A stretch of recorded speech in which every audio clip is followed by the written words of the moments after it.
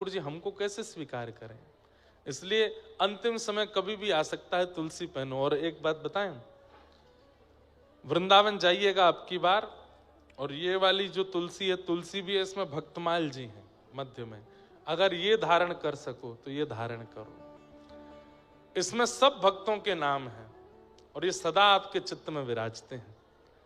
श्री नाभा गोस्वामी जी के सुंदर भक्तमाल भाव में इसकी बड़ी निष्ठा बताई गई कि जो भक्तमाल अपने चित्त में धारण करता है, अंतिम समय जब उसका आता है, अंतिम काल जब उसका आता है, प्राण निकलने का समय जब आता है, तो जितने भक्त हैं ठाकुर जी के, ध्रुव जी से लेके प्रहलाद जी तक, मीराबाई से लेके सूरदास तक, कुम्मन दास से लेके और नरसिंह मेहता तक, सब प्रकट हो जाते हैं और प्रकट होकर के उस वैष्णव को निकुंज में लेकर के जाते हैं, अगर भक्तमाल जी अंतिम समय पर आपके चित्त से स्पर्शित हैं तो।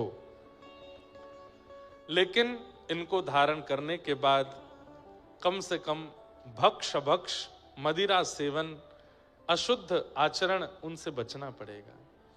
क्योंकि इनको धारण करने के बाद अगर कुछ अनर्गल खाया पिया तो फिर दंड और लगेगा, अपराध और लगेगा। तो बस वो आपको करना है। बाकी इनको धारण कर लो, डाएं डाएं डोलो खूब मस्त।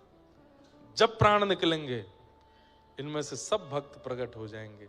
और भक्त, ठाकुर जी नहीं आ पाए तो क्या हुआ, भक्त आ जाएंगे।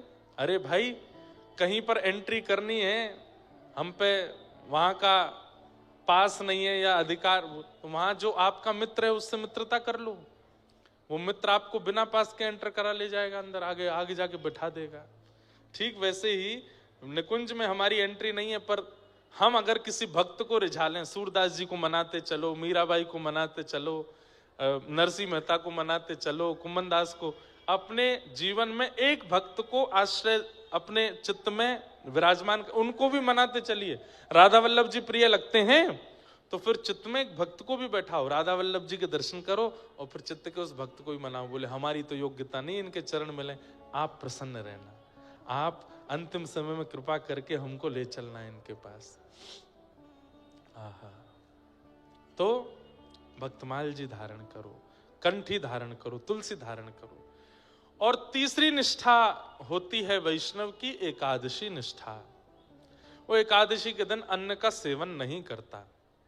लेकिन हमारी कई परंपराएं हैं वहां पर एकादशी नहीं होती। जैसे जगन्नाथपुरी में एकादशी नहीं है,